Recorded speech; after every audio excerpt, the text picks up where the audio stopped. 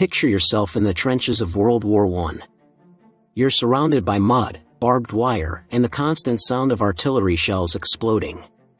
You know that the enemy's trench is just a few hundred yards away, and capturing it could mean the difference between victory and defeat. But how do you do it? In this video, we'll take you through the steps of capturing an enemy trench in World War I, from intelligence gathering to the final moments of hand-to-hand combat.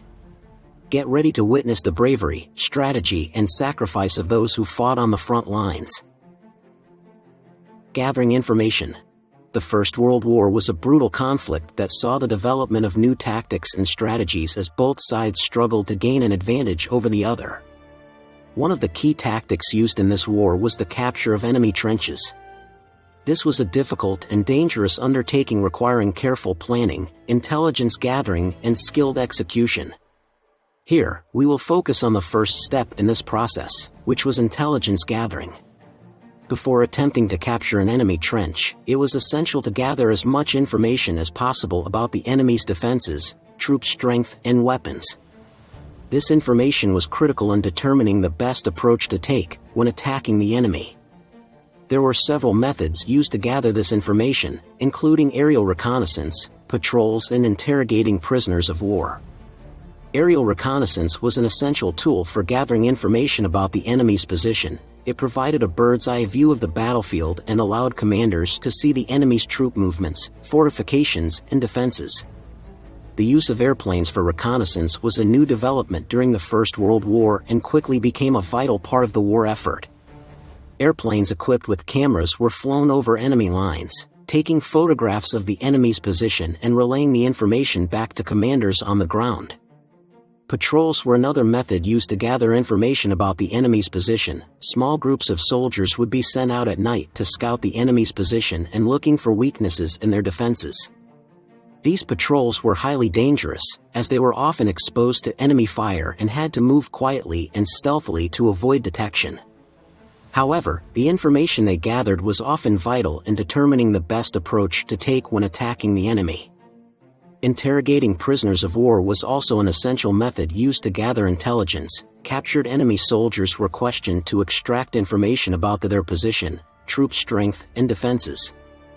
This information was often used to confirm or supplement the information gathered through other methods. Intelligence gathering was a time-consuming and dangerous task, but it was critical to the success of any attack on enemy trenches. The information gathered was used to plan the next stages of the attack, including the use of artillery bombardment, infantry assault, and overcoming obstacles. Artillery bombardment. The second step in capturing an enemy trench was artillery bombardment. Artillery was a crucial element in the trench warfare tactics of World War I. This involved firing high-explosive shells and shrapnel at the enemy's front-line trenches to destroy fortifications, and the craters in no man's land could also be used for cover during the infantry assault. The bombardment was also used to disrupt the enemy's communication and supply lines. The artillery barrage could last for several hours, days, or even weeks depending on the scale of the operation. In trench warfare, artillery was one of the most deadly and destructive weapons. The primary role of artillery was to provide cover for advancing infantry by suppressing enemy fire and destroying fortifications. It was also used to disrupt enemy supply lines and communication networks. The use of artillery in trench warfare was a significant departure from previous conflicts. In previous wars, artillery was used primarily to support infantry assaults or to break through enemy lines. The accuracy of artillery fire was a critical factor in the success of an attack, and the gunners had to be skilled in estimating the range and trajectory of their shells, taking into account factors such as wind, temperature, and humidity. They also had to calculate the weight of the shell and the amount of gunpowder needed to propel it, as well as the angle of elevation and direction of the gun. Accuracy was further complicated by the fact that the enemy's position was often obscured by smoke and dust from the previous barrage. The enemy would often try to camouflage their position by building false trenches or by positioning their guns behind hills or other natural cover. But the use of artillery was not without risk. The gunners were often targets of enemy snipers, who would try to take out the men who were operating the guns. In addition, the enemy would often try to locate the source of the artillery fire and target the guns with their own artillery. Furthermore, the use of high explosives and shrapnel caused significant damage to the surrounding landscape. The shells would often destroy trees, buildings, and other structures, making the terrain difficult to navigate. The infantry assault. The infantry assault was the centerpiece of any successful operation to capture an enemy trench in World War I. After gathering intelligence and conducting an artillery bombardment, the infantry was tasked with actually taking the enemy position. This was no small feat, as the enemy trench was heavily fortified and well defended.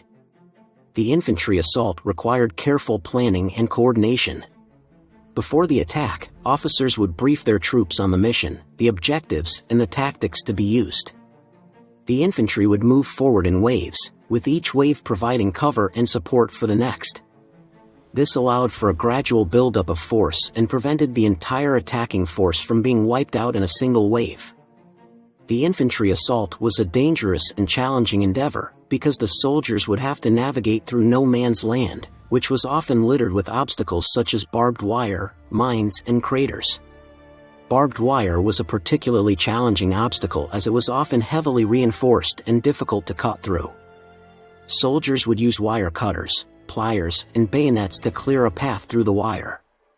Once the wire was breached, the soldiers would rush through the gap and continue their advance. The enemy would also be firing at them with machine guns, rifles, and grenades. Machine gun fire was another significant obstacle that the infantry had to overcome. Machine guns were the most lethal weapons of the war and could easily cut down large numbers of advancing soldiers. The infantry would try to suppress the machine gun positions with rifle and grenade fire, while other soldiers would attempt to flank and outflank the machine gun positions. This made it essential for the soldiers to move quickly and keep to the cover provided by the terrain and the artillery craters. Booby traps were also a significant hazard for the advancing infantry. The enemy would often set up booby traps such as tripwires, mines, and grenades to slow down the advancing troops. The soldiers had to be vigilant and careful as they advanced, watching for any signs of booby traps and avoiding them as much as possible. Once the infantry had breached the enemy's frontline defenses, they would attempt to capture the trench.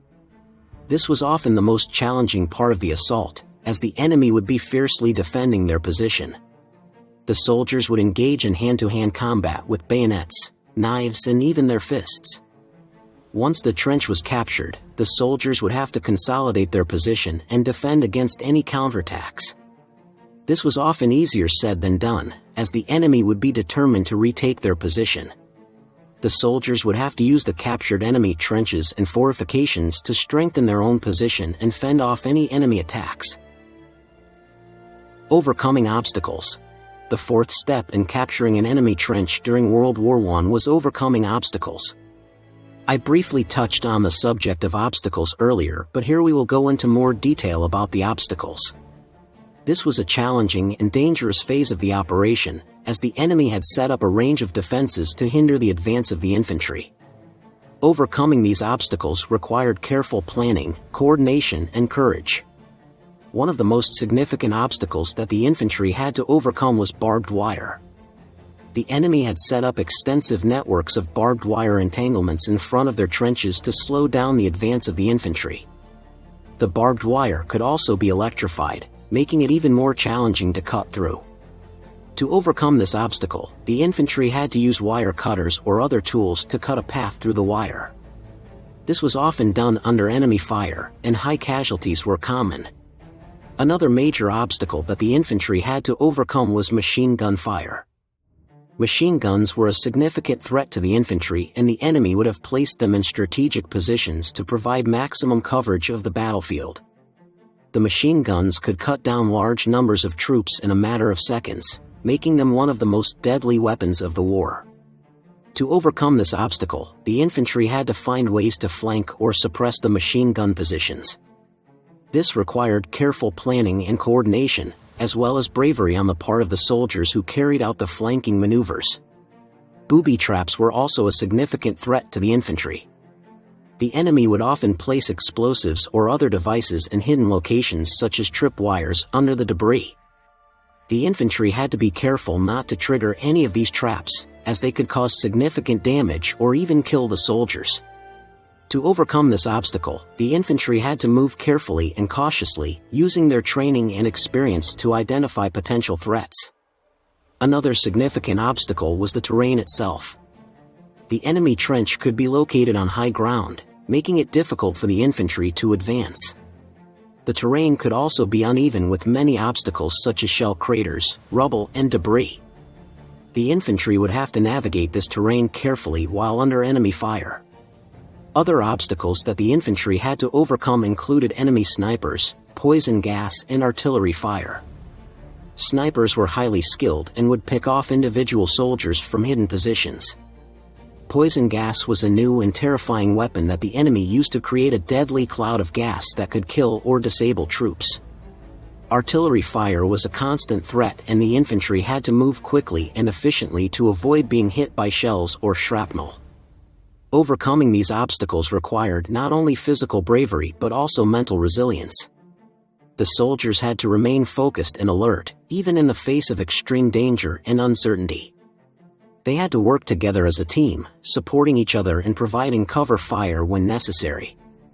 They had to be willing to make sacrifices for the greater good, knowing that their actions could help turn the tide of the war. Seizing the trench. Seizing the trench was the most critical step in the operation, and it involved engaging in close-quarter combat with the enemy soldiers. The infantry troops would enter the enemy trench and engage in hand-to-hand combat using bayonets, rifles, and grenades. The objective was to clear out the enemy soldiers from the trench and gain control of it. The fighting was fierce, brutal, and casualties on both sides were high. The infantry troops had to be highly trained and motivated to carry out this operation successfully. They had to be physically fit, mentally prepared, and have a strong sense of teamwork and camaraderie. The infantry would be supported by other troops, such as engineers and signalers, who would help consolidate the captured trench and establish defensive positions. The infantry troops would face many challenges when seizing the enemy trench. One of the most significant was the enemy soldiers themselves. The enemy soldiers would be heavily armed and highly motivated to defend their position. They would fight to the death to prevent the enemy from capturing their trench. But once the enemy trench was captured, it was essential to consolidate it and establish defensive positions. The captured trench would be vulnerable to counterattacks by the enemy, and the infantry would have to defend it against any such attacks. The captured trench would also need to be supplied and maintained. The infantry would need to bring in supplies such as food, water, and ammunition to sustain the troops in the captured trench. The trench would also need to be cleaned and repaired to make it habitable and safe. In conclusion, the capture of enemy trenches during World War I was a complex and challenging process that required careful planning, coordination, and bravery from the soldiers involved. From intelligence gathering to infantry assaults, overcoming obstacles, and ultimately seizing the trench, each step in the process was critical to success. This method of warfare defined the brutal reality of the Western Front and claimed the lives of millions of soldiers. It is important to remember and honor their sacrifices and to reflect on the lessons that can be learned from this tragic period of history. We must strive to work towards peace and understanding, and to prevent future conflicts that could lead to such devastating loss of life. Hope you liked the video and see you soon.